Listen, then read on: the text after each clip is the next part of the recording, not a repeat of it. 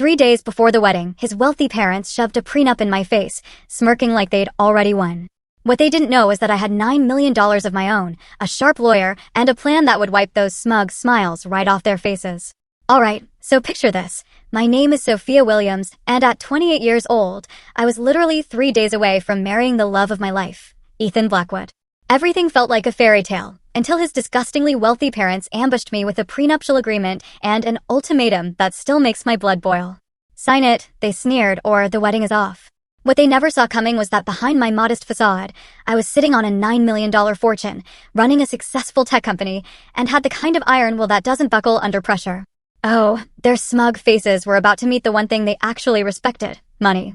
If you love a good underdog story where someone finally wipes those arrogant grins clean, stick around. You won't regret it. I grew up in a perfectly normal, middle-class neighborhood in Chicago. My parents were high school teachers, and they taught me the real value of education and hard work. We were comfortable, but wealth was never part of the equation. Every single penny of my college tuition came from scholarships I earned through endless all-nighters and straight-A report cards. I graduated with honors in computer science from Northwestern, then threw myself into the tech world, hungry to build something of my own. My grandpa was my biggest fan, my ultimate cheerleader. When he passed during my senior year, he left me something truly unexpected: an inheritance. See, he'd lived this super modest life, but he'd also been incredibly smart with his investments for decades. The result? A $7 million estate, all for me. I invested most of it, used a small chunk to kickstart my educational software company, Edutech Solutions. By 26, my company's valuation added another $2 million to my net worth. But you would never have known it just by looking at me. I drove a practical car, lived in a nice but unassuming apartment, and dressed well, but never extravagantly. I wanted to succeed or fail on my own merits, not because of what was in my bank account. My wealth was my private business, known only to my parents, my best friend Jenna, and my financial advisors. I met Ethan at a charity gala for underprivileged kids. My company had donated software, and I was there representing. Ethan, of course, was there because the Blackwoods always made an appearance at the right social functions. He stood out immediately, not just because he was tall with kind brown eyes, but because, unlike the other trust fund kids, he was actually invested in the cause. We talked effortlessly that night, from education inequality to hiking trails, to our shared love for spicy Thai food. When he asked for my number, I gave it without a second thought, even knowing who his family was. The Blackwoods. Chicago old money. Their lineage traced back to early lumber barons, and their law firm, Blackwood and Associates, practically ran the Midwest. Our first date was a picnic in Millennium Park. Ethan brought homemade sandwiches and admitted he'd looked up my company online and was genuinely impressed. That was Ethan through and through, thorough, but also incredibly genuine. We became inseparable after that. Weekend hikes, cooking disasters in my kitchen, intellectual debates that lasted until sunrise, and a deep, undeniable connection that made everything else fade away. He never flaunted his wealth, and I never revealed mine. It just seemed so unimportant next to what we were building together. He loved that I was passionate and independent. I loved that despite his privileged upbringing, he had a strong sense of justice that guided his law practice. Then came the first crack. 6 months in, I went to meet his parents. The Blackwood estate was enormous. Manicured gardens, a house big enough for 8 families, in the most exclusive part of Lake Forest. Richard and Victoria Blackwood were polite, but oh so coolly assessing. Victoria, especially, had a way of asking questions that seemed innocent, but were clearly designed to probe my pedigree. Northwestern is a fine school, she'd say over dinner. Did you find the scholarship program comprehensive? And your parents are both teachers? How commendable. Such a necessary profession, though I imagine the financial constraints must have been challenging. Ethan, bless his heart, either didn't notice or chose to ignore these subtle digs. He was the youngest of 3, clearly used to navigating his mother with practiced ease.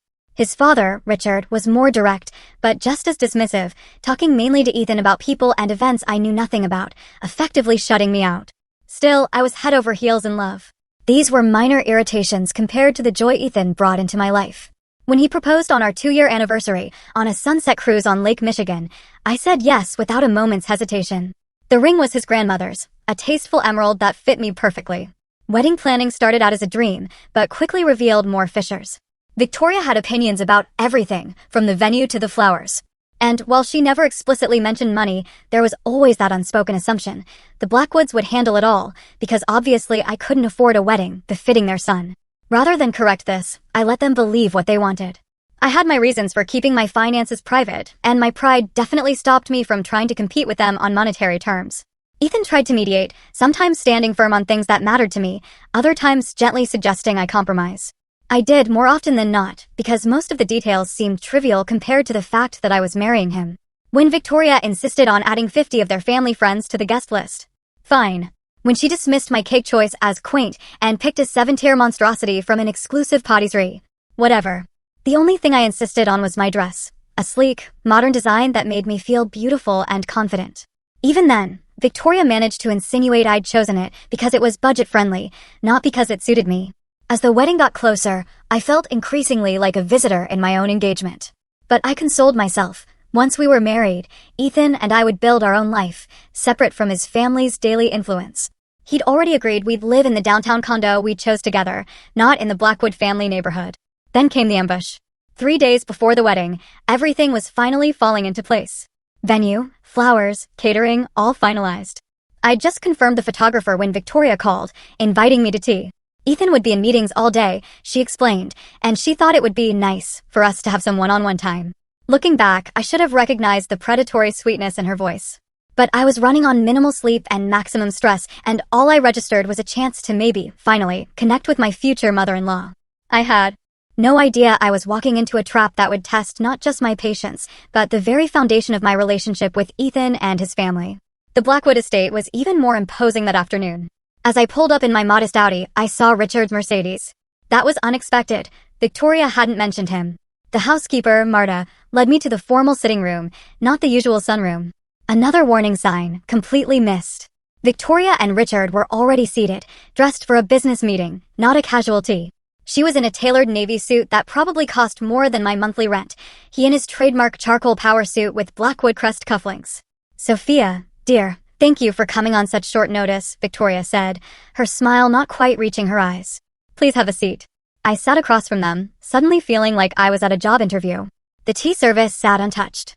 We thought it important to discuss a few matters before the wedding, Richard began, no preamble. Business matters that should be settled beforehand to ensure smooth sailing afterward. Victoria nodded. Every successful marriage has a solid foundation of clear expectations and agreements. My stomach clenched. What kind of agreements? I asked, though I was already dreading the answer. Richard pulled a thick, blue-bound document from a leather portfolio and slid it across the table. This is a standard prenuptial agreement that our family lawyer has prepared. It outlines the protection of family assets and delineates what would occur in the unlikely event that your marriage to Ethan does not succeed. I didn't immediately reach for it. This is the first I'm hearing about a prenuptial agreement, I said carefully. Ethan and I have never discussed this. Ethan understands the necessity, Victoria interjected, smooth as silk. The Blackwood family has significant assets that have been protected for generations. This is simply a formality that all spouses marrying into the family complete. I doubted that very much. Ethan's older brother married into a banking dynasty. His sister married a senator's son. Neither needed financial protection. Finally, I picked up the document. As a tech entrepreneur, I dealt with enough contracts to know immediately this was far from balanced. It essentially said that in a divorce, I'd walk away with nothing, no matter how long we were married or what I contributed. Any property acquired during marriage would stay with Ethan. And there were clauses about intellectual property that could potentially impact my business. This seems very one-sided, I said, struggling to keep my voice neutral. Richard waved his hand dismissively. It is standard language for protecting established family wealth. You must understand, Sophia, that the Blackwood assets represent not just money, but a legacy stretching back generations. And what about my assets? I pressed. My business and intellectual property? Victoria let out a small, chilling laugh. Your educational software venture is certainly charming, dear. But we are talking about substantial wealth and property holdings. The scale is quite different. The condescension was unmistakable. In their eyes, I was a nobody, a modest girl who should be grateful for the opportunity to marry into their prestigious family. Any suggestion I might have assets worth protecting was laughable. Perhaps you would like us to add a clause about your company, Richard offered, magnanimously. Though frankly, should you and Ethan divorce, he would likely be generous regardless of legal obligations. He has always had a soft spot for supporting underdogs. Heat rose to my face, but I kept my composure. When does this need to be signed? Today would be ideal, Victoria said, pulling a Mont Blanc pen from her jacket. The wedding is in 3 days, and we would like this settled well before then. I set the document down. I would need to have my own lawyer review this first. Richard's eyebrows twitched. Your own lawyer? Is that necessary? Our family attorney who drafted this is one of the best in Chicago. Best for the Blackwood family interests, certainly, I replied. But as you've just pointed out, our interests may not be perfectly aligned in this matter. Victoria's composed face showed the first crack of annoyance. Sophia, this is really quite standard. Everyone signs these nowadays. It's simply practical. Then you will not object to giving me 24 hours to have it professionally reviewed, I countered. Richard and Victoria exchanged a look. I am afraid we must insist on having this resolved today, Richard said firmly. These matters can become complicated if left too long, and with the wedding so close. Are you saying the wedding depends on me signing this document today, without legal advice? I asked, wanting absolute clarity. Victoria's smile returned, cold as a Chicago January. What we are saying, dear, is that the Blackwood family has certain non-negotiable expectations for anyone marrying into the family. Ethan understands this. If you truly love him, you will understand as well. Sign it or the wedding is off, Richard stated bluntly. That is the bottom line. We have invested considerably in this wedding, but we will cancel it if necessary to protect the family interests. The ultimatum hung in the air. I looked from Richard's impassive business face to Victoria's smug, confident expression. They were so certain of their power. In their minds, I was a nobody, forced to choose between signing away my rights or losing the man I loved and facing public humiliation. They expected me to cave immediately. I stood up, gathering the prenuptial agreement. I will need to discuss this with Ethan. Ethan is aware of our position, Victoria said dismissively. He may have been reluctant to broach the subject with you directly, but he understands family obligations. That stung. More than anything else. The idea that Ethan knew about this ambush and let it happen made my chest tighten painfully. Nevertheless, I said, clutching the document a bit too tightly. I will need to speak with him before making any decisions. Richard stood too, buttoning his suit jacket. You have until tomorrow morning, Sophia, 9 a.m. We will expect your signature or your decision to cancel the wedding. We truly hope you will make the sensible choice, Victoria added, not bothering to stand. Ethan cares for you deeply. It would be a shame to hurt him over a simple formality that protects everyone involved. I nodded stiffly and turned to leave. The prenup felt like a lead weight in my hands. As I walked out, I heard Victoria's voice drifting from the open window. She will sign. Where else would she find a match like Ethan? Certainly not in whatever community college circles her parents frequent. Richard's low laugh and response was the final twist of the knife. I got into my car, placed the prenup on the passenger seat, and managed to drive past the ornate gates of the Blackwood estate before the tears started. The drive home was a blur. Tears streamed down my face as Chicago's upscale neighborhoods gave way to downtown. I had to pull over twice. The crying made it impossible to see. My phone rang 4 times, Ethan's name flashing, but I let it go to voicemail. I needed to process this first.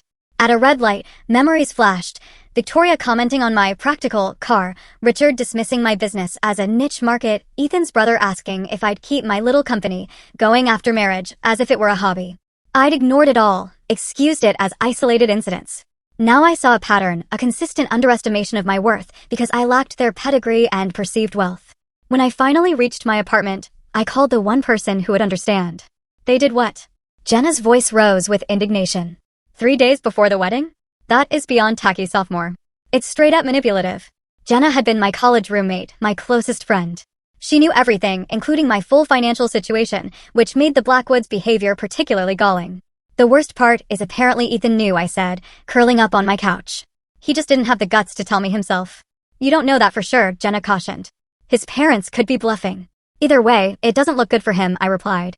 Either he knew and let them ambush me, or he has so little control with them that they can threaten to cancel his wedding without his knowledge. Jenna was quiet for a moment. What are you going to do about the prenup? Have you read all of it? Enough to know it's completely one-sided. They even have clauses that could affect my intellectual property rights to my company's software. Are you serious? That is outrageous. Jenna's outrage mirrored my own. You know what you need to do, right? Call Harold first thing tomorrow.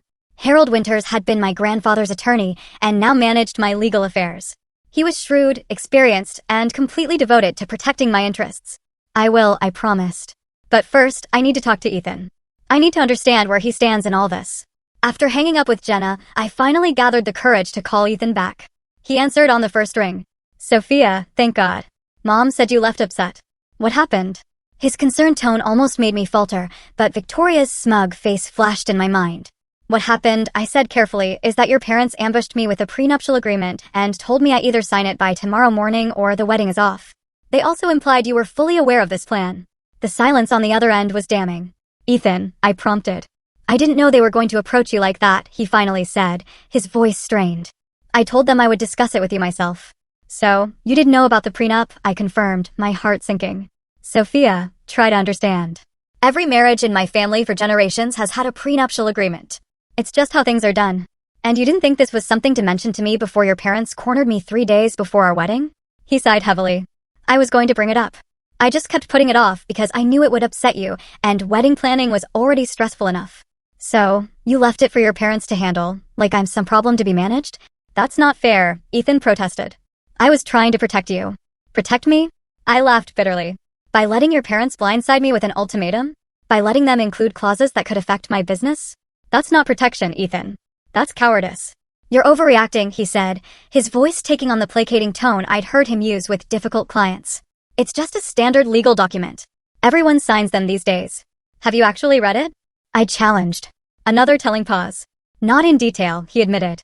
Dad said it was the standard family template. The standard family template that ensures I walk away with nothing in a divorce, regardless of what I contribute to our marriage or how long we're together? I summarized. The template that could potentially give your family claim to intellectual property developed by my company? That can't be right, Ethan said, uncertainty creeping into his voice. Dad wouldn't do that. Read it yourself, I suggested. Section 4, paragraph 3. I heard rustling, presumably him locating a copy. I need to look this over more carefully, he said after a moment, sounding troubled. Some of this language is more aggressive than I expected. Your parents gave me until 9 a.m. tomorrow to sign it or cancel the wedding, I reminded him. What is your position on that ultimatum? They shouldn't have done that, he said quickly. Of course, the wedding isn't contingent on this. We can work it out. Can we? Because your mother made it very clear that this is a non-negotiable condition for marrying into the Blackwood family. Mom can be intense, but she doesn't make these decisions. We do. I wanted to believe him, but doubt had taken root. Then call them right now. Tell them the ultimatum is off the table, and that we will address this after the wedding. Sophia, be reasonable. We can't just dismiss this entirely. A prenup makes sense given the circumstances. What circumstances? I pressed. The fact that your family has money and I presumably do not? It's more complicated than that, he hedged. There are family trusts, business interests, things far too complex for a simple teacher's daughter to understand. I finished for him, echoing Victoria's condescension. That's not what I meant, and you know it, Ethan said, frustration evident. Why are you making this so difficult? It's just a piece of paper that hopefully we'll never need. If it's just a piece of paper, why is it worth threatening to cancel our wedding over? He had no good answer for that. I need some time to think, I said finally. And you need to decide where you stand, Ethan. With your parents or with me. That's not a fair choice, he protested. I love you, but they're my family. And what am I supposed to be in 3 days? I asked quietly. The question hung between us unanswered. I'll call you tomorrow, I said, and ended the call before he could respond. I sat in the silence of my apartment, phone clutched in my hand, tears threatening again. Then I noticed the prenup still sitting on my coffee table, and something shifted inside me. Sadness gave way to determination. If the Blackwoods wanted to make this about money and power, perhaps it was time they learned I had both. I opened my laptop and pulled up my financial portfolio. My grandfather's inheritance had grown to $7.5 million through careful investment. My company, Edutech Solutions, had recently been valued at $1.5 million during our last funding round, bringing my total net worth to around $9 million. Not Blackwood money, perhaps, but substantial enough to change the dynamics of this conversation entirely. For 3 years, I had kept my financial situation private, not out of shame, but because I wanted to be loved for myself, not my bank account. I'd watched Ethan's friends treat him differently because of his family name and wealth, and I had no desire for that superficial attention. Besides, in the tech world, flying under the radar had strategic advantages. But now, facing the prospect of signing away my rights or losing the man I loved, I realized my silence had allowed the Blackwoods to construct a narrative about me that was entirely false. They saw me as a gold digger, reaching above my station, when in reality, I was a successful businesswoman, choosing to share my life with their son as an equal. As this realization crystallized, a plan began to form. I would not be bullied or manipulated. I would not sign their one-sided prenup, but neither would I walk away from the man I loved without a fight. I sent a quick text to Harold, need urgent meeting tomorrow morning at 7 a.m. prenup situation. Wedding in 3 days. We'll explain in person. His response came quickly, be at your office at 7 sharp. Bring all documents. I slept fitfully that night, cycling through anger, hurt, determination, and doubt. By morning, however, one thing was crystal clear, the time for hiding my success was over. The Blackwoods had forced this confrontation, and now they would have to deal with a real Sophia Williams, not the modest school teacher's daughter they thought they could intimidate. At 6:04 the next morning, I was already at my downtown office, reviewing the prenuptial agreement line by line, making notes. I'd dressed deliberately in one of my power suits, a tailored charcoal gray that projected confidence and authority. My hair was pulled back sleek. I wore the pearl earrings my grandfather had given me for college graduation, a reminder of where I came from and the values that had guided me. Harold arrived precisely at 7, immaculate as always in his bespoke suit, silver hair perfect, carrying his weathered leather briefcase that had seen decades of legal battles. At 72, he was still one of Chicago's sharpest attorneys, known for being ruthlessly effective while maintaining impeccable ethics. "Good morning, Sophia," he greeted me. "I must say, when I received your text, I was quite surprised. You never mentioned a prenuptial agreement in our previous wedding discussions." "Because there wasn't one until yesterday," I explained, handing him the document. 3 days before the wedding, my future in-laws ambushed me with this and an ultimatum: sign it by 9 a.m. today or cancel the wedding. Harold's bushy eyebrows rose. "That is rather unorthodox timing, to put it mildly." "Read it," I urged, particularly Section 4 on intellectual property and Section 6 on asset division. He put on his reading glasses and began scanning, his expression growing increasingly grave. After about 15 minutes, he sat it down and removed his glasses.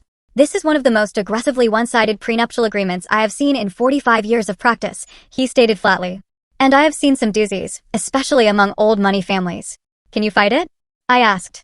A slow smile spread across Harold's face, the kind that had likely struck fear into opposing counsel for decades. "My dear, I will not just fight it. I will eviscerate it and replace it with something that actually protects your substantial interests." He opened his briefcase and extracted a legal pad. "Let us be clear about your position. Your net worth currently stands at approximately $9 million. Correct?" I nodded. "And the Blackwoods are unaware of this fact?" "Completely unaware," I confirmed. "I've always kept my financial situation private. Only my parents, Jenna, and you know the full extent." Harold chuckled, a deep rumbling sound. "Well, this is going to be quite the revelation for them." He tapped his pen. "Do you want to salvage this relationship, or should we simply refuse their terms and let the chips fall where they may?" The question gave me pause. Despite everything, I did love Ethan. The issue wasn't with him directly, but with the power dynamics his family was trying to establish. "I want to salvage it," I said finally. "But only if Ethan is willing to stand with me as a true partner, and only if his family recognizes that I am entering this marriage as an equal, not as some charity case they are graciously welcoming despite my perceived lack of pedigree." "Very well," Harold nodded. "Then we craft a counteroffer. A fair and balanced prenuptial agreement that protects both parties equally." For the next 2 hours, we worked. He drafted language protecting both my assets and Ethan's, established fair terms for property division, and, most importantly, included ironclad protection for my intellectual property and business interests. "Now for the presentation strategy," Harold said as we finalized the document. "Timing and setting will be crucial. When and where do you want to deliver this counteroffer?" I considered this carefully. There are 2 conversations that need to happen. First, I need to speak with Ethan privately. Then, assuming that goes well, we need to present this to his parents together. "I suggest a neutral location for the family meeting," Harold advised. "Somewhere public enough to discourage extreme reactions, but private enough for a confidential discussion." "The private dining room at Lakeview Restaurant," I decided. "It's upscale enough to appeal to the Blackwood sensibilities, but on neutral territory." "Excellent choice," Harold approved. "And for the supporting documentation?" I opened a folder on my desk. "I have my complete financial portfolio here, including bank statements, investment accounts, and the most recent valuation of my company. Everything is updated and verified as of last month." Harold reviewed the documents, nodding in satisfaction. "These will make your position abundantly clear. Now, let us discuss your approach with Ethan." We spent another hour refining my strategy for both conversations. By the time Harold left at 1:30, I felt prepared and confident. I had a solid plan, a fair prenuptial agreement, and, most importantly, the resolve to stand up for myself and the relationship I wanted. After Harold departed, I called Jenna. "So, you're really doing this?" she asked. "Revealing your financial situation after keeping it private all this time?" "I don't see another option," I replied. "Not if I want a marriage based on truth and equality." "And what if Ethan is angry that you kept this from him?" Jenna pressed. "Have you considered that possibility?" I had, extensively. "Then we'll have to work through that together," I said. "But if he can't understand why I wanted to be loved for myself rather than my bank account, then maybe we're not as compatible as I thought." "Fair point," Jenna conceded. "For what it's worth, I think you're handling this with incredible grace." I would have told Victoria Blackwood exactly where she could shove that prenup. That made me laugh, releasing some of the tension. The day is not over yet. I may still get to that point. After hanging up, I sent Ethan a text. "We need to talk." Meet me at Carlucci's at 3 p.m. Just the two of us. His response came quickly, I will be there. I love you. Those 3 words brought a fresh wave of emotion. Despite everything, I still believed he meant them. The question was whether love alone would be enough to weather the storm. I spent the next hour preparing myself, not just mentally, but physically. I went to the salon in my building for a blowout, touched up my makeup, opting for a polished, confident look. The pearl earrings remained a talisman, connecting me to my roots. By the time I left to meet Ethan, I felt like a warrior heading into battle, armed with truth, principle, and 9 million reasons why the Blackwoods had severely underestimated me. Carlucci's was one of our favorite restaurants, an upscale Italian place where we'd celebrated our first anniversary. The familiar setting felt right for this conversation, a reminder of happier times. I arrived a few minutes early, requesting a quiet corner. The maitre d', who knew us, led me to a secluded spot. Ethan arrived precisely on time, looking haggard. His impeccable appearance was slightly rumpled, dark circles under his eyes suggesting he'd slept as poorly as I had. When he saw me, relief washed over his face. Sophia, he said, sliding into the seat. Thank you for meeting me. I've been worried sick since our call last night. I studied him, searching for the man I'd fallen in love with. I almost didn't come, I admitted. Your parents put me in an impossible position. He reached for my hand. I know, and I am so sorry. I spoke with them last night after we talked. It did not go well. That caught my attention. What happened? I told them their ultimatum was unacceptable, and that if anyone was going to cancel the wedding over this, it would be me, not them. A flicker of hope ignited in my chest. And how did they respond? Ethan sighed heavily. Dad said I was being naive and emotional. Mom cried and accused me of choosing an outsider over family. It was the same manipulation they've used my entire life. Did it work? I asked pointedly. He met my eyes directly. No, not this time. I told them either they withdraw the ultimatum or I would personally call every wedding guest tonight and explain exactly why the ceremony was canceled. Despite everything, I felt a surge of pride in him. That must have been difficult. It was terrifying, he admitted with a wry smile, but also strangely liberating. For the first time in my life, I walked out of that house without conceding to their demands. The waiter approached, we ordered drinks. When we were alone again, Ethan continued, I spent the night at Jason's place, trying to figure out what to do. The prenup itself isn't unreasonable in theory, but the way they approached it and some of the terms I saw, it made me ashamed to be a Blackwood. I took a deep breath. This was it. Ethan, there's something important I need to tell you. Something I've kept from you throughout our relationship. His expression shifted to concern. What is it? I'm not who your parents think I am, I began carefully. Or rather, I am more than they have assumed. Confusion flickered. What do you mean? I reached into my bag and withdrew a folder containing printouts of my financial statements. When my grandfather died during my senior year of college, he left me an inheritance. A substantial one. I slid the folder across the table. Ethan opened it, his puzzled expression quickly transforming to shock as he scanned the documents. 7.5 million, he read incredulously. And your company another 1.5 million? Sophia, this is, why did you never tell me? For the same reason you don't introduce yourself as Ethan Blackwood of the Chicago Blackwoods to everyone you meet, I explained. I wanted to be known for who I am, not what I have. I wanted genuine relationships based on mutual respect and shared values, not wealth or status. He was still processing the statements. All this time, my parents have been treating you like a gold digger after the Blackwood fortune. Ironic, isn't it? I finished for him. Ethan looked up, his expression a mix of amazement and something else. Was it hurt? Did you not trust me enough to share this? That was the question I'd been dreading. It was never about trust, Ethan. At first, it simply didn't seem relevant. Then, as I got to know your family and saw how much emphasis they placed on wealth and status, I became reluctant to reveal it. I didn't want to be valued for my bank account. And, honestly, I was curious to see how they would treat me without knowledge of my financial situation. As a test, he asked, a defensive note entering his voice. Not of you, I clarified quickly. Never of you. But yes, in some ways, it became a test of your family's character. One they failed spectacularly yesterday. Our drinks arrived, a brief respite. When the waiter left, Ethan took a long sip of scotch. I understand your reasoning, he said slowly. But I can't help feeling there was a lack of transparency between us. That cuts both ways. You should have told me about the prenup expectations, and I should have told you about my financial situation. He was right, and I acknowledged it with a nod. You're right. Perfect honesty would have avoided this entire situation. But we're here now, and we need to decide where we go from here. What do you want to do? He asked, and I heard the genuine question beneath the words. He wasn't just asking about the prenup or the wedding, but about us, our future. I pulled out another folder, this one containing the prenuptial agreement Harold and I had drafted. I want a marriage of equals, I said, sliding it toward him. I want a partnership where we both protect what we've built individually while committing to build something greater together.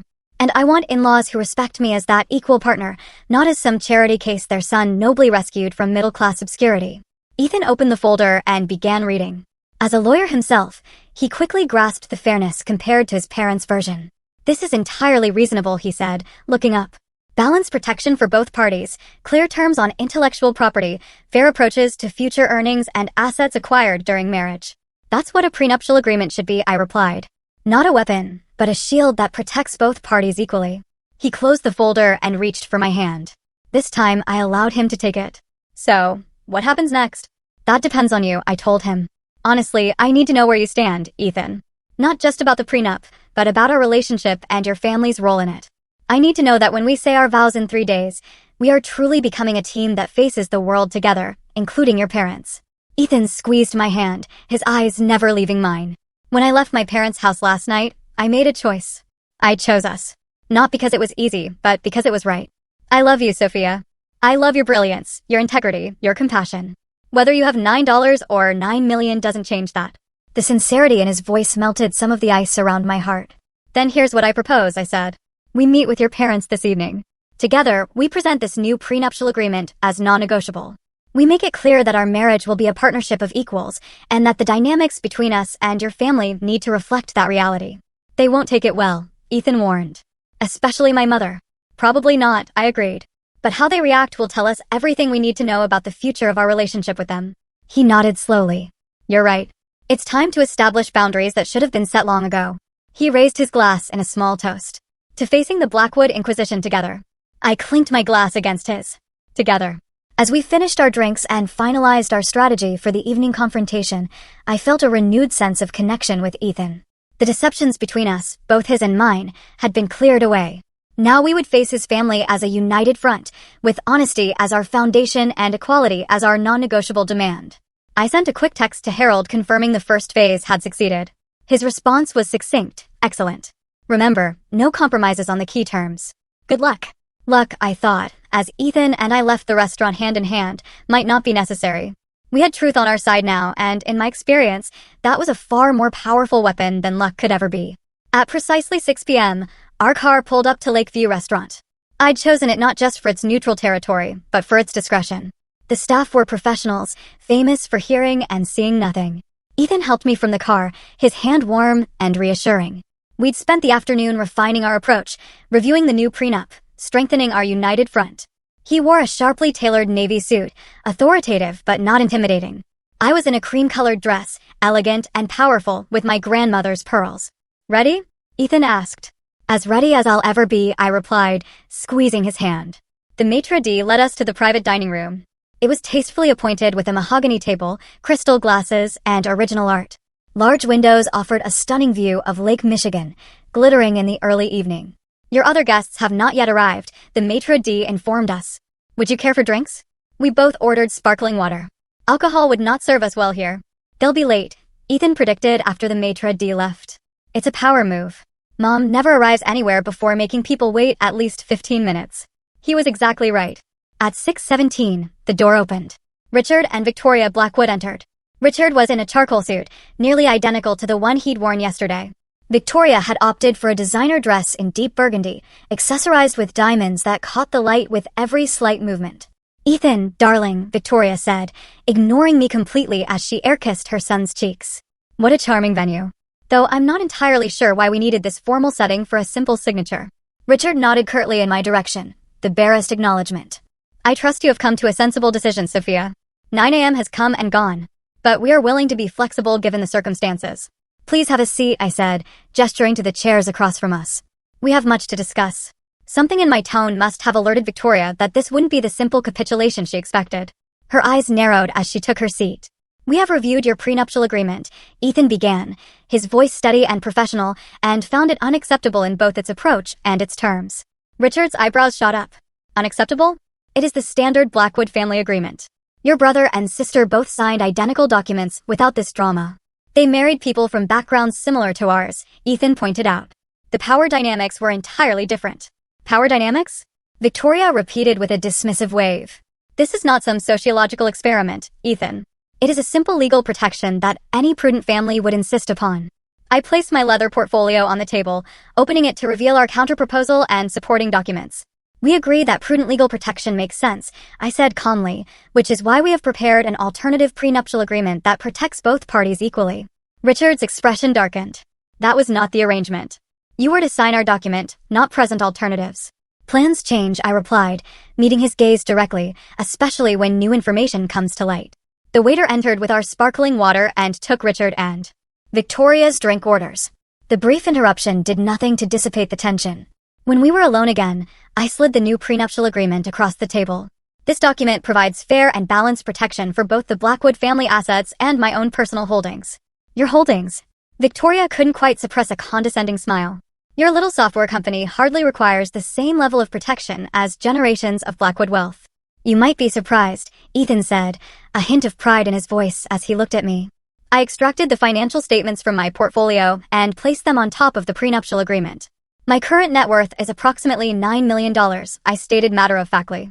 $7.5 million in diversified investments from my grandfather's estate and $1.5 million in the form of my company valuation from our last funding round. The shock that registered on both their faces was everything I had imagined and more. Richard recovered first, his lawyer's mind quickly recalibrating as he reached for the statements with barely concealed disbelief. That is impossible, Victoria said, color rising in her cheeks. You drive a 5-year-old Audi. Your parents are teachers. I value financial responsibility over displays of wealth, I replied evenly. And yes, my parents taught me the importance of education, hard work, and living within one's means, lessons that have served me well. Richard was scanning the documents with growing consternation. These appear legitimate, he admitted reluctantly. Why keep this secret? Would you have treated me differently if you had known? I countered. The flush deepening on Victoria's face was answer enough. This changes the equation significantly, Richard said, lawyer mode fully engaged. Now we would need to review any alternative agreement carefully before proceeding. Of course, I agreed. That is only fair. Just as it would have been fair to give me time to review your original document with my attorney. Victoria was still struggling to reconcile her perception of me with the financial reality before her. Your grandfather left you $7 million? What did he do? He invested wisely over a lifetime of modest living, I explained. Not unlike the first Blackwood who built your family fortune, I imagine. That comparison clearly didn't sit well with Victoria. But before she could respond, Ethan spoke up. Mom, Dad, the issue here is not just the prenup itself, but how this entire situation has been handled. Springing this on Sophia 3 days before our wedding was inappropriate and disrespectful. We thought it best to resolve it efficiently, Richard defended, though with notably less conviction now. By threatening to cancel our wedding if she didn't comply immediately? Ethan challenged. That is not efficiency. It is coercion. Victoria turned to her son, switching tactics. Darling, we were only trying to protect you and the family legacy. Surely you understand that. What I understand, Ethan replied firmly, is that you made assumptions about the woman I love without bothering to know her, and then tried to use financial leverage to control our relationship. That stops now. I had never loved him more than in that moment, watching him stand firm against the manipulation that had likely worked on him his entire life. The new prenuptial agreement, I redirected their attention, protects both the Blackwood assets and my own. It establishes fair terms for property division in any potential divorce based on contribution and duration of marriage, rather than simply reverting everything to original ownership. It also contains clear language protecting my intellectual property rights and business interests, just as it protects the Blackwood family business interests. Richard was already reading through the document. Some of these terms are unusual, he noted, though not dismissively. But fair, Ethan emphasized. Unlike the document you presented to Sophia, we need time to have our attorneys review this, Richard said, closing the folder. You have until tomorrow afternoon, I replied. The wedding is in 2 days, and we need this resolved before then. Victoria's gaze snapped to me, and used to having deadlines imposed by others. That is hardly sufficient time for proper legal review. It was sufficient time for me, according to your original ultimatum, I reminded her. Richard placed a restraining hand on his wife's arm, recognizing the shift in leverage. We will have our team review it first thing tomorrow morning and provide feedback by 3 p.m. Any proposed changes must maintain the fundamental balance of the agreement, Ethan stipulated. This is not a negotiation to revert to one-sided terms. Understood. Richard nodded, businessman to businessman. Victoria had been uncharacteristically quiet, her eyes moving between me, Ethan, and the financial statements still on the table. When she finally spoke, her voice had lost some of its imperious quality. I may have misjudged certain aspects of your situation, Sophia. though I still find it odd that you would conceal such information from your future family. It was as close to an apology as Victoria Blackwood was likely capable of offering. I decided to meet her halfway. Perhaps we all could have communicated more openly from the beginning, I acknowledged. Moving forward, I hope we can build a relationship based on mutual respect, rather than assumptions. The waiter returned, inquiring about dinner. By unspoken agreement, we all declined. As we prepared to leave, Richard held out his hand to me, a gesture that would have been unthinkable 24 hours earlier. You have proven yourself a formidable negotiator, Sophia.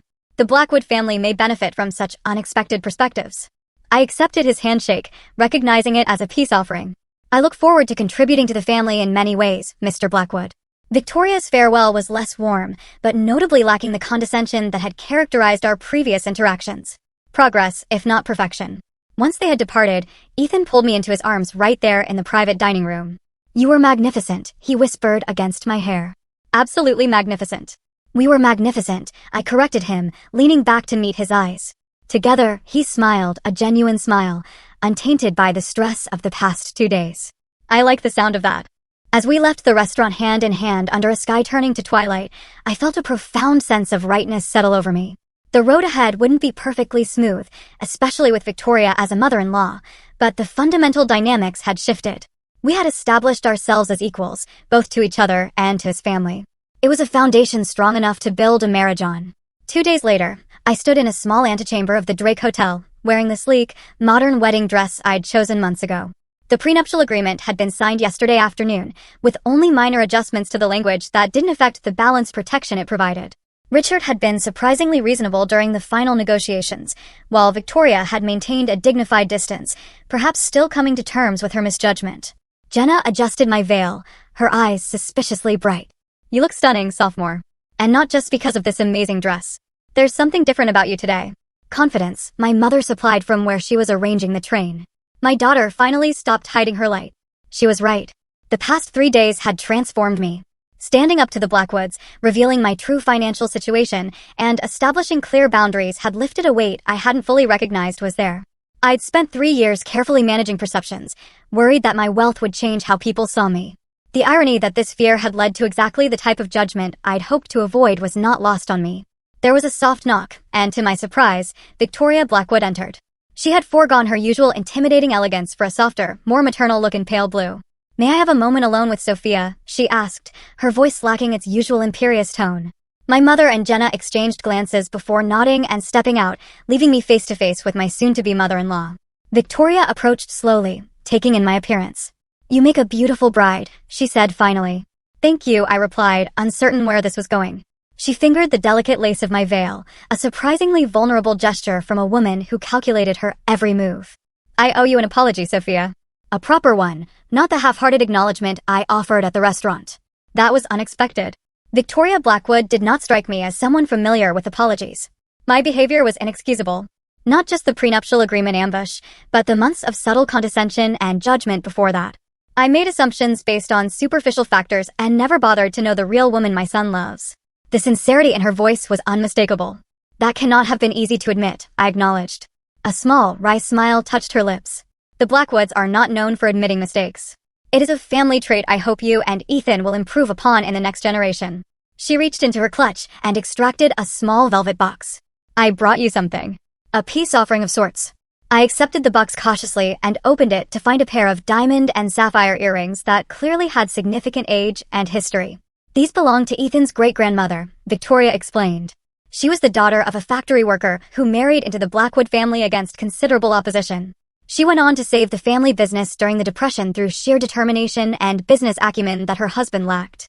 The parallels were obvious, and I was touched by both the gesture and its symbolic meaning. They are beautiful, I said sincerely. Thank you for sharing this history with me. Perhaps you would consider wearing them today. Something old and something blue, as they say. I nodded, removing my pearl earrings and allowing Victoria to help me put on the sapphire ones. It was a small moment of connection, a tentative bridge across the chasm that had separated us. Ethan loves you deeply, she said as she stepped back. That should have been enough for me from the beginning. I hope you can forgive my failure to see that. I think we have both learned something about assumptions and appearances, I replied. Moving forward is what matters now. She nodded, composing herself. Now, I should rejoin Richard. Your father will be here shortly to walk you down the aisle. At the door, she paused. Welcome to the family, Sophia. Truly. After she left, I studied my reflection, the sapphire earrings catching the light. They represented something important, a recognition that I was not just marrying Ethan, but joining a lineage of strong women who had shaped the Blackwood destiny in their own ways. My father arrived minutes later, his eyes growing misty. "My brilliant girl," he said, embracing me carefully. "Ready to start this new chapter?" "More than ready," I assured him. The ceremony was everything I had hoped for, intimate despite the 200 guests. When Ethan saw me walking down the aisle, the love shining in his eyes made everything else fade away. All the stress and conflict of the past week disappeared in the face of what truly mattered. Our vows were traditional, but spoken with a depth of meaning that moved many to tears, including, surprisingly, Victoria. At the reception, I noticed subtle shifts in how the Blackwood family and friends interacted with me. Gone was the condescension, replaced by genuine interest and respect. Richard introduced me to his business associates with pride, emphasizing my entrepreneurial success. Victoria made a point of seating me next to her oldest friend, a federal judge whose approval clearly mattered to her. Ethan noticed it, too. "Amazing what 9 million can do for one's social standing," he murmured in my ear as we shared our first dance. "It's not about the money," I replied. "It's about standing up for yourself and demanding respect." "Perhaps a bit of both," he acknowledged with a smile. "Either way, I have never been prouder to call you my wife." Our honeymoon in the Greek islands was a blissful escape. For 2 weeks, we were simply Ethan and Sophia, exploring whitewashed villages and crystal blue waters. We talked about building our life together as true partners and about the boundaries we would maintain with both our families.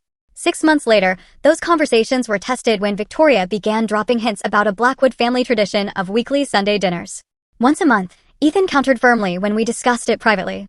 "We need our own traditions and time together." I agreed, and to my surprise, Victoria accepted this boundary with minimal resistance, perhaps recognizing that the new dynamics were healthier for everyone. Richard showed his evolving respect in more practical ways. He invited me to consult on a technology upgrade for the family law firm and actually listened to my recommendations. When my company secured a major contract with the Chicago public school system, he sent a heartfelt congratulations. Most significantly, Ethan and I established our own household rhythm, independent of Blackwood expectations. We bought a home together, in a neighborhood we both loved, using a combination of our resources. We made financial decisions as a team, each contributing our expertise, neither dominating the other.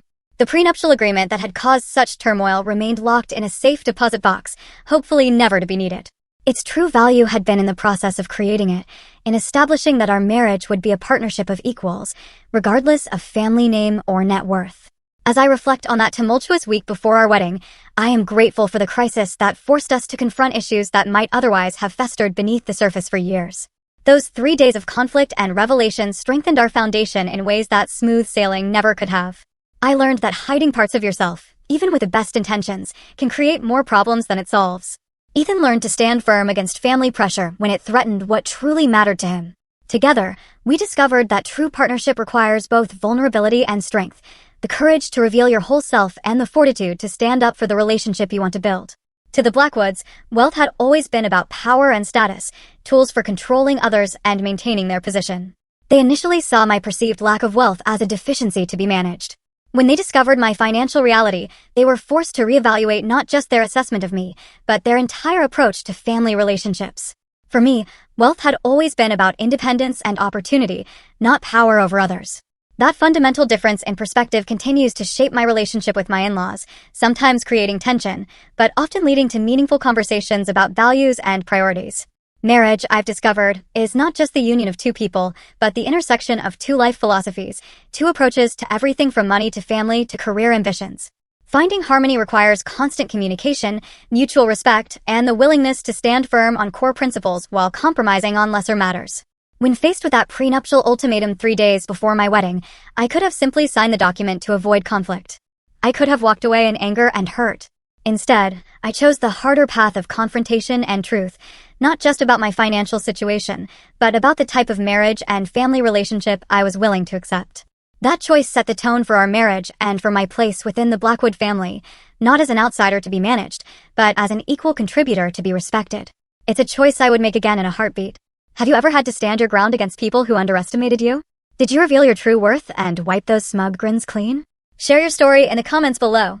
And if this tale of turning the tables on those who misjudged you resonated, please like this video, subscribe for more stories of triumph and transformation, and share with someone who might need encouragement to stand up for themselves.